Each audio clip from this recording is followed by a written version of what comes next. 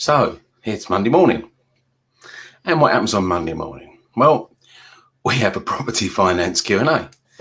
And I hang around for 30 minutes, something like that, maybe a little bit longer if we've got plenty of questions coming in. And people ask questions and I answer them about property finance. That's what happens on a Monday morning. And it's always about 8:30. So as people tune in, whether it's on Facebook, and it could be my Kevin Wright Property Finance Expert Facebook page, could be my Recycle Your Cash Facebook page, could be my Recycle Your Cash group, or it could even be people come on from YouTube. So a few people saying good morning. Yes, good morning. There we are. Been up a while, but oh dear. There we are. All bright-eyed and bushy-tailed on a Monday morning. So, yeah, several more good mornings there. So good morning to everyone. And got a question about property finance? Fire it away. Pop it in the chat box and I'll answer it. So, and while you're thinking about what question you want to ask, I'll just share with you one of the I don't know, 100 plus property Facebook groups that I'm in. Discussions come up all during the week actually, but they tend to come up over the weekend as well. And someone asks a question. Well, it's already all very well building up this property portfolio. You buy it. You do it up, you refinance, you pull your cash out, you buy another one, and you carry on doing that. And you stop when you've got enough, and that's going to be different for different people. So some people may be 4 or 5, some people it may be 40 or 50. But there's going to come a point where you say, I don't really want any more properties. I've got enough now. And then there's the big question: well, how do you pay all those mortgages off? And that was the question that I dealt with. And I gave sort of three ways to do that. And so I'll just run through those just to sort of give you a bit of time to think up a question. So remember, I'm here to answer your questions. So if you fire a question in the chat box, then I will answer it. So yeah,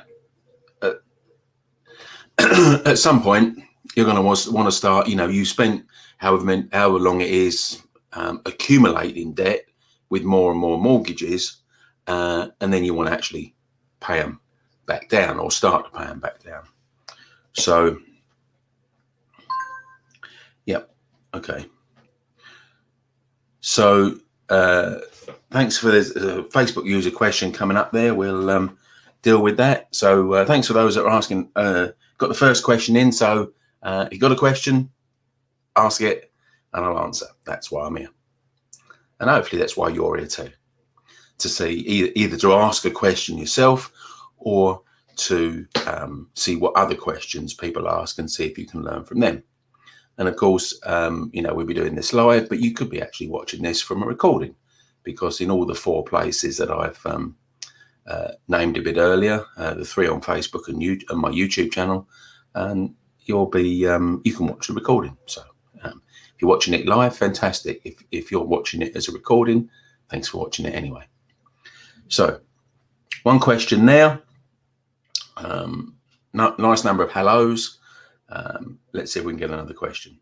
So, what do you do about actually paying off all these mortgages, whether you've got 5 or 10 or 15 or 50 or whatever? What do you do about paying them off? Well, if you're looking at this over a prolonged period, so, the average term of mortgage is 20, 25 years, really. So if you're looking at over that time frame, so 2 things that you can more or less rely on, and that is capital values are going to increase over that period of time, and so are rents. Now, once you've got the number of properties you want in your portfolio, you're not going to be buying any more. So you're not going to keep refinancing and leveraging up your equity. So you get to a point where there's excess equity and excess rent. So one way is you can just ask your mortgage company to do a switch, not to all repayment from all interest only, but you can do a split. You can do 5% interest only, 5% repayment, 95% interest only, or any other percentage you like. And as the rent continues to exceed the mortgage payments, you can progressively increase that.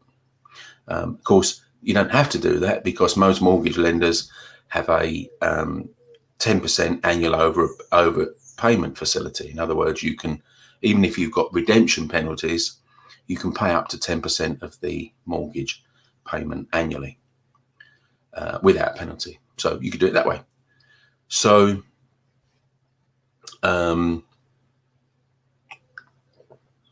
so there's that.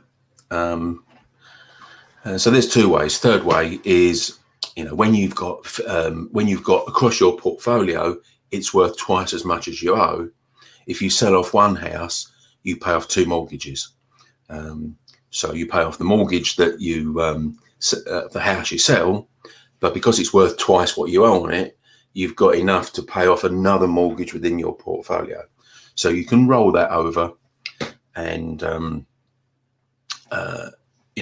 you'd end up with at the end of that exercise, and you could stretch that over several years to maximize capital gains tax allowances. So it could be a staged sell-off, but you'd end up with half the portfolio but no mortgages. And so there we are. So there's three different ways to over the longer term pay off your borrowing and end up with a portfolio of properties mortgage free, which of course is the ultimate objective.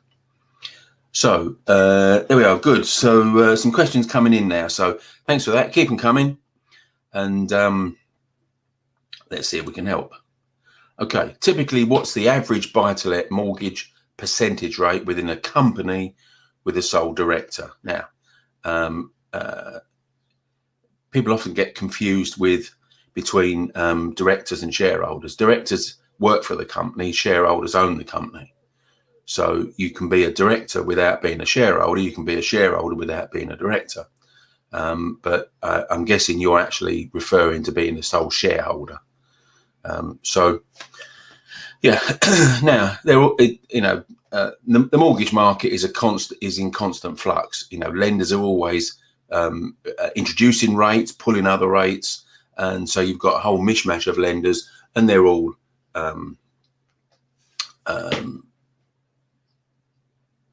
moving around and drawing rates. So typical rate would probably be about 3%. Can you get cheaper than that? Yeah, but you didn't ask for the cheapest rate, because the cheapest rate is going to depend on your ability to qualify for the cheapest rate. But as and the way to find that out is to get a broker that understands limited company commercial mortgages, to send you their fact find, complete the fact find, and then they'll do research based on your personal situation. And of course, we'd be happy to do that. If you message me at Kevin Wright Property Finance Expert page on Facebook, I'll happily get our office to ping you out a fact find by email. Send it back fully completed. Send it back fully completed, and we'll allocate a broker to look at your case. There we are. Done that. I've actually already had that discussion with someone this morning who's messaged me privately, and that's exactly what we're going to do for them. So thanks for that. Okay. So what's the best and cheapest way to raise finance? Probably ask your mum or dad to lend it to you, and then don't pay them back. That's probably the cheapest way to do it.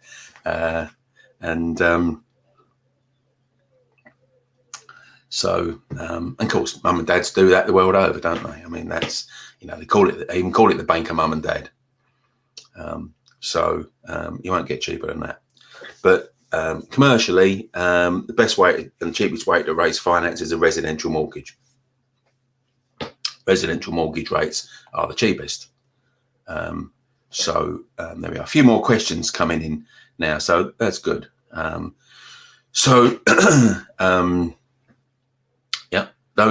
residential mortgage has the lowest interest rates. After that, buy-to-let mortgage probably would have the lowest interest rate. Then commercial mortgages, and then it's whatever you can borrow privately. Personal loans, they're fairly cheap if your credit rating is good. Personal loans are good. So there's a variety of different ways that you can raise mortgage. There we are. Okay. So thanks for your question, Victoria. So Jason, good to see you, Jason. I need refurbishment finance for a commercial to resi conversion through a limited company. Okay. I'm a director and I have a 6-figure income from your day job. Great. Okay. However, I'm not a shareholder in the property company. My minor child is, along with my retired mother. Will I have trouble getting finance for the purchase and conversion since I'm not a shareholder? Okay, I get there's some tax planning going on there, Jason. So great that you're doing really well in your day job. That's fantastic. So yes, the owners of a company, again, we'll go back to this director or shareholder. Directors work for the company, shareholders own the company. So that could be an issue, but again, it would be a case of us as brokers doing some research and finding out what was available. Now, the other factor would be the size of this commercial to resi conversion and your property experience in doing these projects. So the bigger it is, the more experience you would need. You know, if it's, I don't know, an office you can convert into 2 or 3 flats, but that's fairly small. If it's 20 or 30 flats, that could be a different proposition in terms of your ability to get finance. But certainly message me on Kevin Wright, Property Finance Expert, on my Facebook page, Jason, and happy to drill down in the detail and have a discussion with you and find out more about how we can help you on that. But it sounds you're in a good starting position with a decent paid job, and it seems like you found a potential deal. So let's have a chat about that and drill down into that detail. Thanks for your question.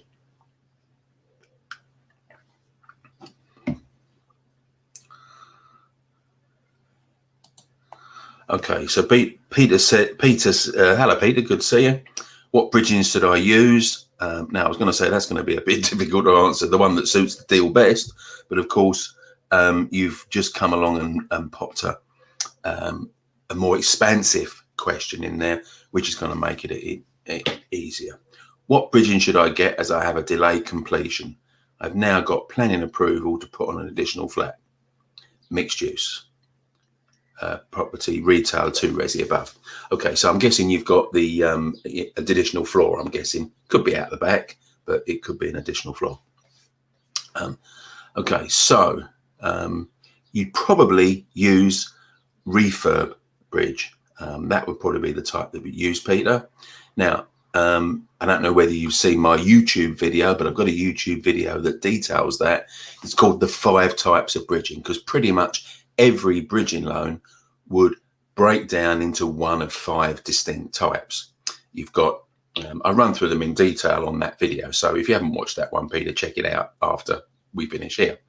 But you've got a purchase bridge, market value bridge, refurb bridge, done up value bridge, and cross collateral bridge. Those are the 5 types of bridging. So probably on this one, it would be a refurb bridge. Now, seems like you've got planning approval, so this would be a great one for us to help you with. So, message me privately on Kevin Wright Property Finance Expert Facebook page, Peter, and let's get together and have a chat. on that, and we can certainly guide you as to how to finance that. So probably the refurb bridging. Now, let's sort of look at delayed completion here. Now, if you're trying to do the flat, and I'm not quite sure if this is your intention, but I'm just going to sort of give you a bit of guidance here. Now, if you want to do the to build the flat before you buy it, in other words, in the delayed completion part, so I'm guessing you've exchanged contracts and then you're going to complete at some later point. Now, it might have been you just wanted to do that so until you can get planning, so you're going to complete and get planning. In which case, you should have uplifted the value, and that mean that your deposit could potentially be smaller than the normal deposit. But here's one principle: you can't borrow money on a property you don't yet own. So you've got to buy it. If you need to borrow the money to put this additional flat on, you've got to buy it first with bridging, of course, and then you can borrow the money to put the flat on. But if you're trying to do it before you buy it, that's going to be a challenge, because bridgers don't lend on property that you don't own, because your name's not on the deeds. So, but again, I can drill down into the detail with you for this, because there's going to be specifics that are relevant to you personally, Peter. So ping me over a message on Kevin Wright, Property Finance Expert, on Facebook page, and let's talk. But sounds like a potentially good deal there as well. So thanks for that.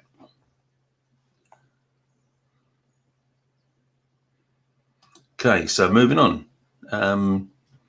I'm guessing Dennis is your Christian name. Yeah, I'm not quite sure which way round that is. Some people just put it reverse round their Christian and surname. So I'm guessing you're called Dennis, but if you're actually called Egby, then I'll apologise. But we'll call you Dennis for now, and you can correct me.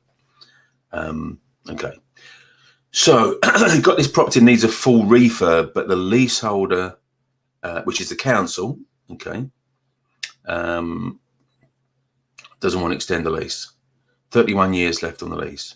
It's previously a 9-bed HMO, asking price 160, hasn't sold for a while. Yeah, I'm not surprised. What kind of creative ways can you find to approach this financing this project? Okay. So on these type of properties, now it's only so leasehold is almost always flats. 90% plus flats in the UK are leasehold, 90% plus houses are freehold. It'd be unusual to find a property big enough to make it a 9-bedroom HMO that was a house. It was a flat, and it's a leasehold flat. So, is it a house or a flat? Yeah, okay, yeah, it is Dennis. Yeah, I thought it might be Dennis. So, first question, is it a house or a flat? That's what I need to know. And you may pop the answer in, and I'll watch for anything you're popping in as additional comments, Dennis.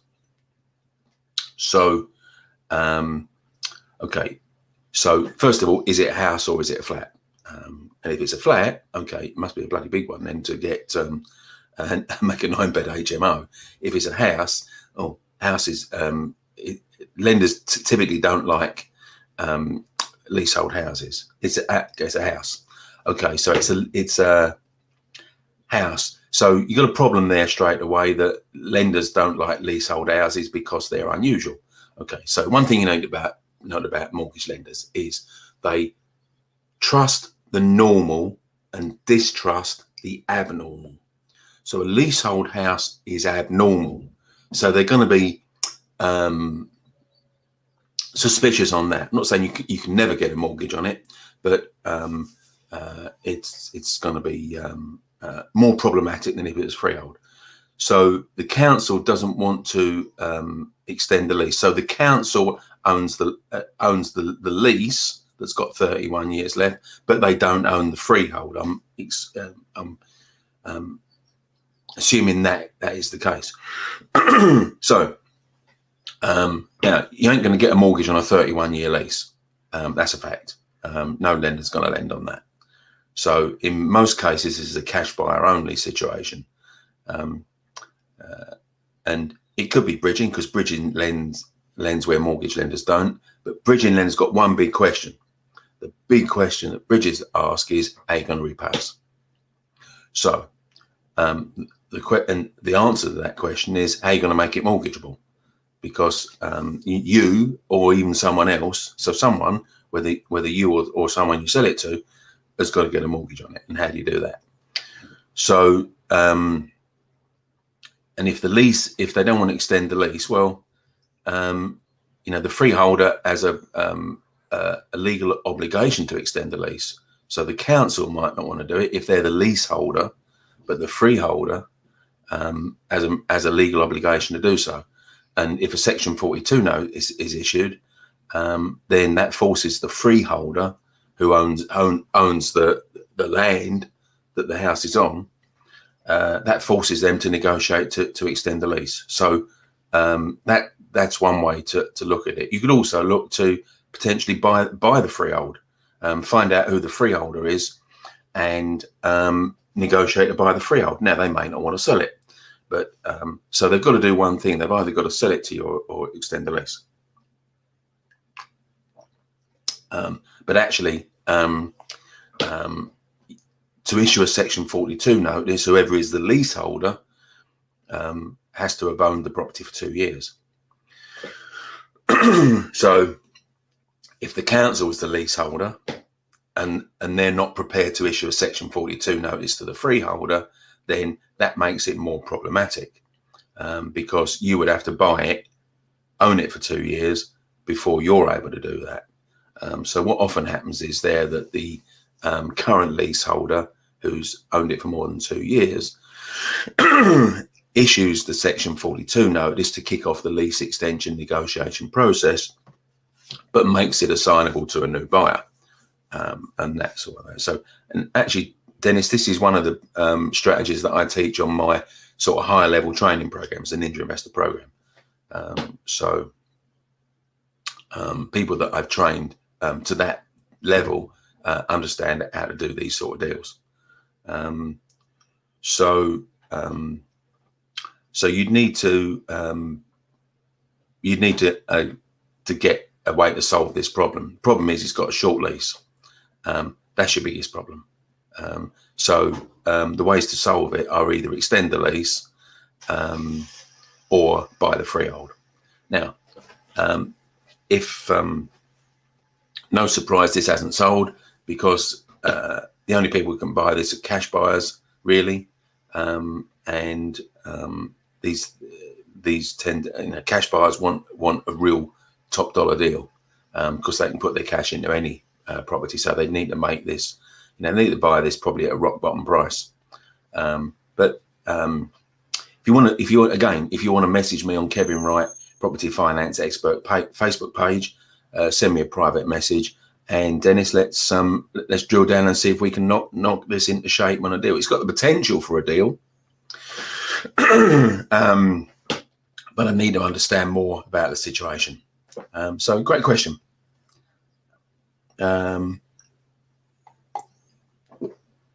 Good to see you here this morning. So guys, if you're liking this, got a bit of a frog in my throat this morning. Sorry about that. If you're liking this, give me some likes and some, and if you're really liking it, give me a love or two.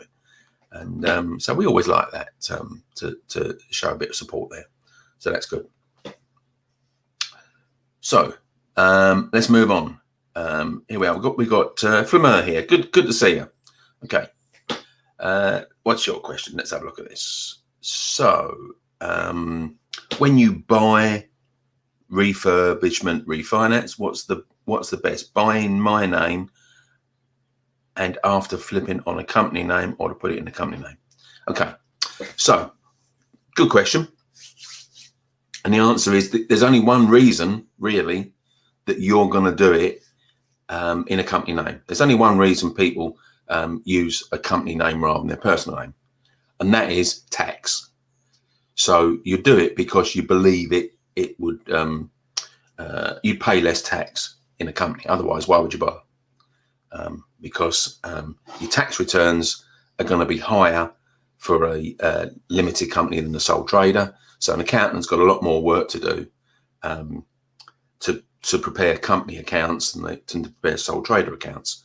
So it's going to be more expensive from that point of view.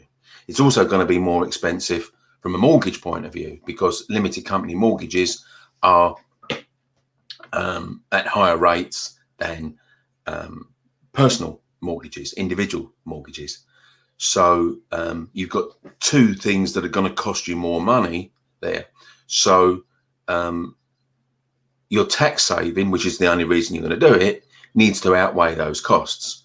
So, and there is no stock answer to what is best, because everyone has a tax situation. So your tax situation, Flamer, is going to be different to mine, and it's going to be different to everyone else's. So the best thing is to engage a property savvy accountant, pay them to tell you how much tax you'd save on your proposal in a limited company, or in your personal name, and then tell them also, or ask them also, how much extra they're going to charge you to prepare limited company accounts than personal accounts, and then ask a mortgage broker how much extra a property is going to cost you in mortgage payments. And unless you're saving more tax than the increased costs of using a limited company, then there's no point in doing it. But so great, thanks for that. Good question. So we've got Andrew there. Good to see you, Andrew. If the major shareholder leaves the limited company and leaves their shares to me, how will it affect the mortgage as it's in their name? Okay, so the mortgage isn't in their name, actually, Andrew. The mortgage is in the limited company name.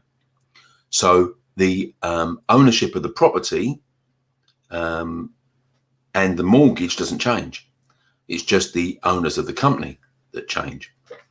So on the deeds of the property, it will have XYZ Limited Company, XYZ Limited. Now, if the shareholders change, the name on the deeds of the property is still XYZ Limited. And the name on the mortgage is still XYZ Limited. So it doesn't affect it at all, really. And in fact, some people do this. They don't actually buy a property. They buy the company that owns the property, because it's a way of saving stamp duty payable, because stamp duty is on the sale of an asset.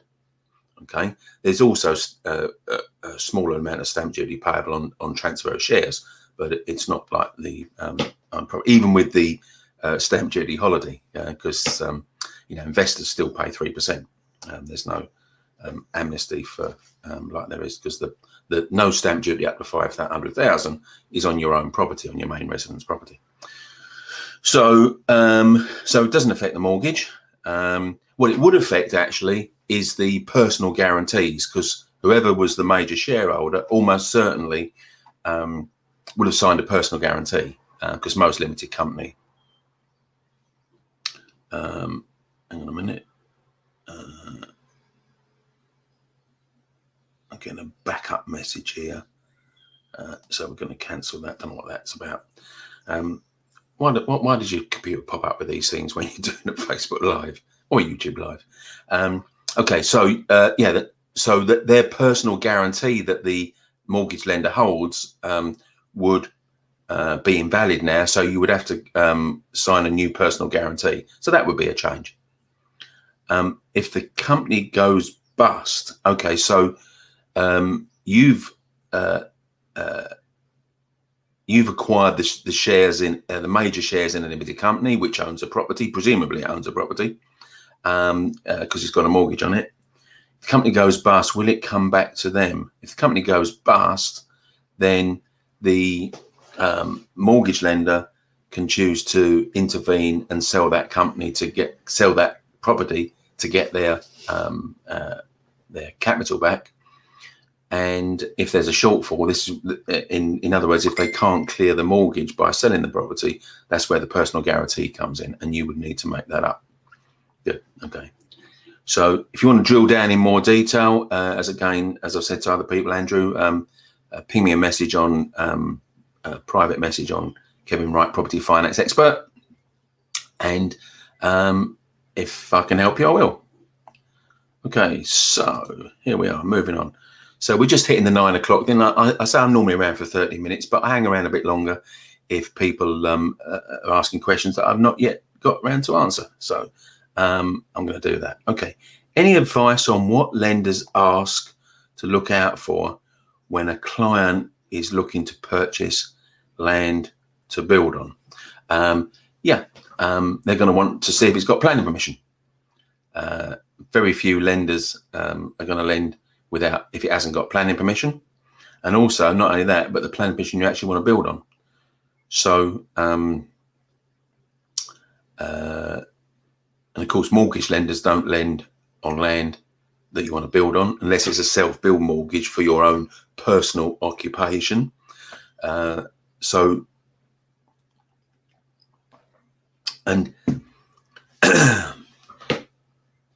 So if a client is looking to, is a client looking to just buy it, there's a whole strategy around planning going where people just buy something, get planning on it and sell it on.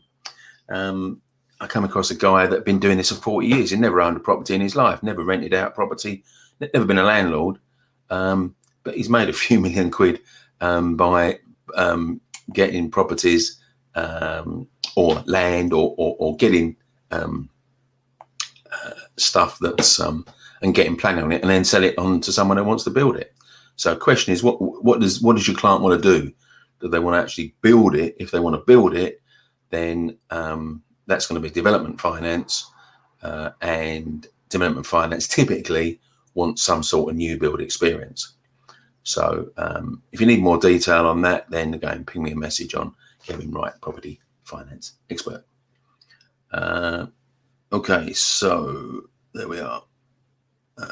Peter's come back with another question. Okay, thanks for the answer. You've been in touch on that. Great. Happy to have a discussion with you on that, Peter. I've got another question. I'm doing 5 projects worth 6 million GDV with angel investors, which after completion of the projects, I'll click. Well, okay. So you're, already at a level. Okay. So you're, we'll put this out there. Okay. Don't own any property in my name at the moment. What should I do to prepare myself to transfer the ownership of the properties to myself in a company structure? Okay. So, 5 properties, 6 million GDV. The problem you're going to have is that mortgage lenders aren't going to lend to someone that don't own any property. So the problem is you're not going to get mortgages. You could get a mortgage, but it's not going to be based. You're not going to get £6 million worth of mortgages, and you can only borrow based on the personal income that you own. So that's going to be you got a big issue there. What you can be doing now, I don't know what structure you've got this with the angel investors, but what you want to be doing is having and again, are they funding it purely out of cash? So these angel investors, is there any borrowing involved in there, or are they just funding it in cash?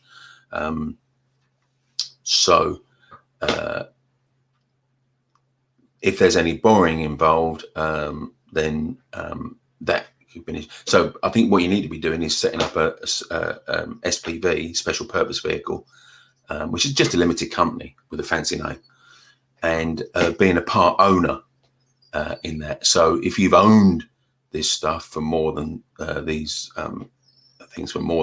projects for more than 6 months, you're going to be classed as an owner. So you want to be getting yourself, Peter, on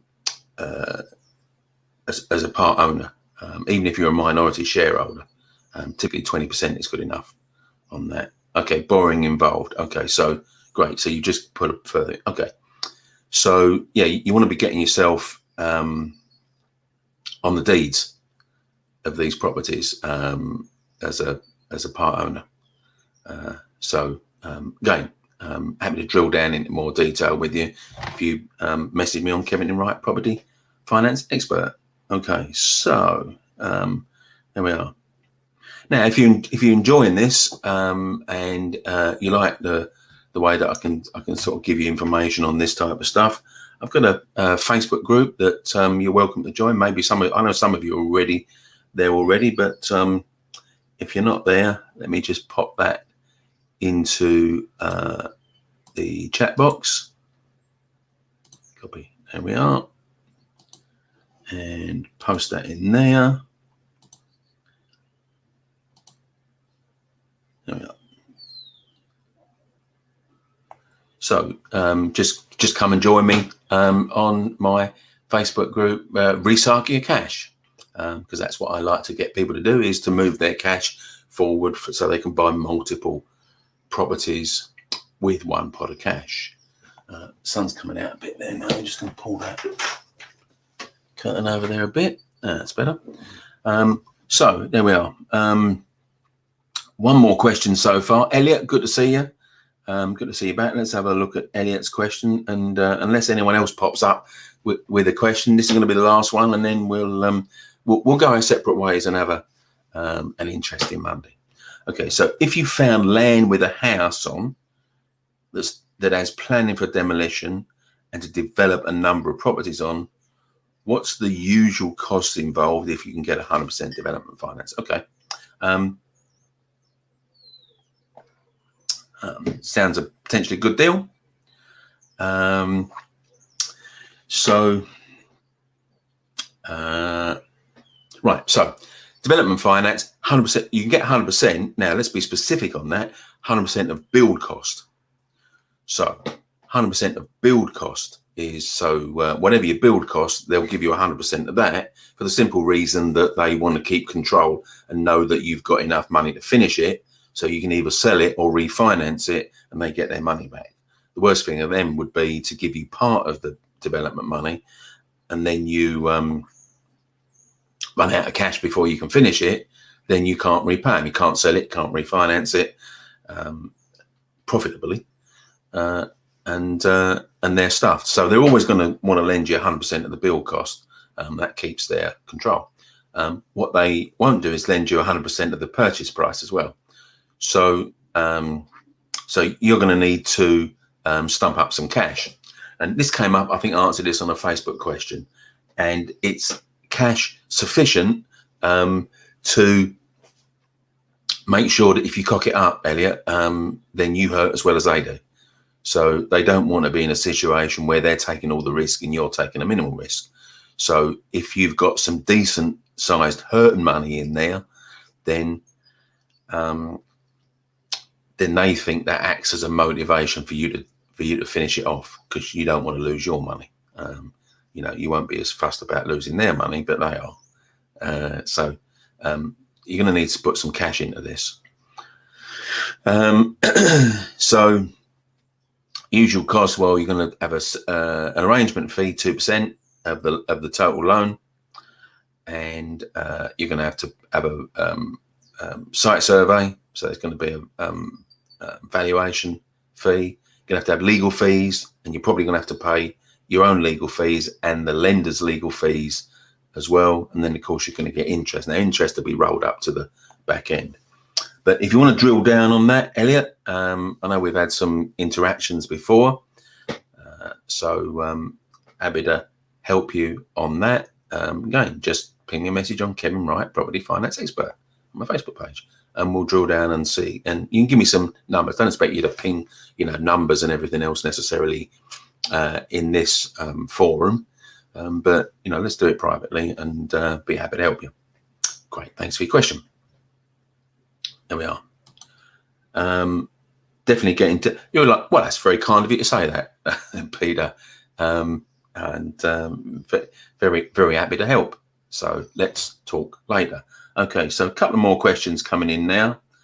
So there we are. I thought Elliot was going to be the last one, but okay, I'm here to help. So there we are. What we got here? So we got James.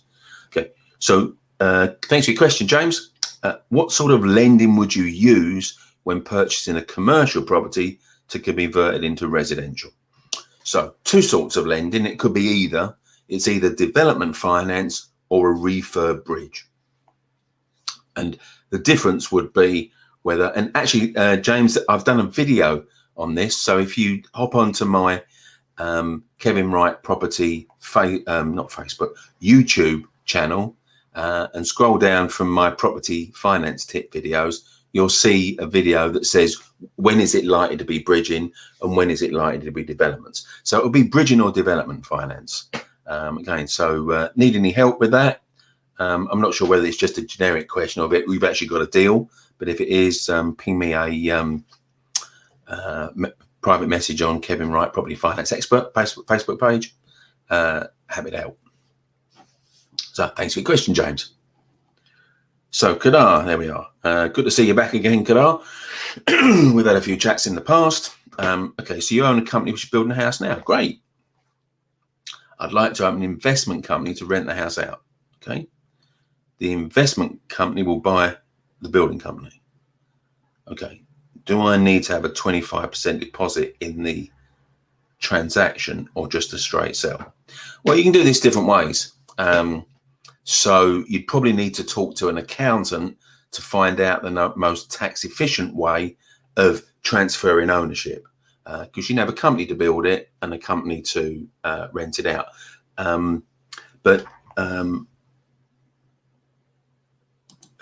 Okay, so building cost is 55% of GDV. Okay, so you've with a 75% mortgage, you can repay the development finance lenders. Yeah, okay. So it's just a question of the most tax efficient way to move ownership. So I mean, clearly you can just sell it from one company to the other. So that's fine. And you can get you should be able to get a 75% mortgage.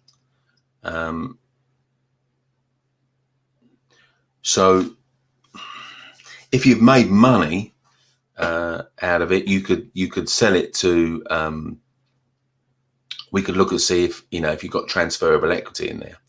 So again, something to sort of discuss with that. So yeah, ping those details over me. But what I would suggest you do is before you contact me about the mortgage to pay back the development finance lender, then check out with an accountant on the most tax efficient way to transfer ownership, and then we'll try and build any finance around the most tax efficient way, because you don't want to cost yourself more tax than you need to. So if you don't know a property savvy tax accountant, then just ping me a Facebook message and I can give you about 3 or 4, depending where you are in the country, whereabouts you live in the UK. We can help you with that. So, but thanks for your question, Kadar. Okay, so it looks like we're about done. So there we are. So hopefully you've got some useful stuff out of this. Peter certainly is very nice to be called a lifesaver. So we're going to wrap this up now, and I'm going to say have a great week. Whatever you're doing this week, I'm having a great week too. I have a great week most weeks. And if you need any help, then ping me a message. As I've said multiple times here, Kevin Wright Property Finance Expert on my Facebook page. And why not come over and join my Facebook group where people are putting questions in like this anyway throughout the week. Don't have to wait until 8:30 on a Monday morning. Just come and join it. You fire a question in there anytime. So that's the Recycle Cash. Gave you the link in the chat box earlier on. So that's all from me. Have a great week. I'll see you next Monday morning at 8:30. Cheers for now.